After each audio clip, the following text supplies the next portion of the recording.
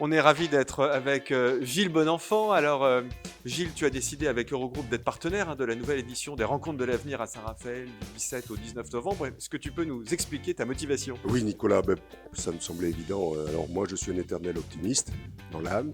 Et parler d'avenir, ben, c'est quand même le rôle des consultants et des cabinets de conseil d'accompagner ses clients dans cette réflexion-là. Et donc, on a des atouts puissants, souvent malmenés dans les façons dont les Français parlent de la France. Et parler d'avenir avec le parterre que tu proposes, c'était quelque chose qui me semblait évident d'être à la fois partenaire et contributeur à ces grandes rencontres du 17 au 19 novembre. Tu viens d'évoquer la question des atouts de la France. Est-ce que tu peux nous en dire un peu plus? Alors on pense souvent déjà aux infrastructures. On pense souvent au coût de l'énergie, même si ces derniers temps le coût de l'énergie a été malmené. On a fait des réformes importantes sur la fiscalité, comme le faire, sur le droit du travail, sur l'apprentissage. Il en reste à faire. Il faut d'abord amplifier ce qui a été fait et puis mettre ça au service de notre industrie. Avec un besoin important, c'est de travailler la présence de notre industrie sur nos territoires. Donc je crois qu'on a tous ces atouts, il faut en prendre conscience, il faut en être fier.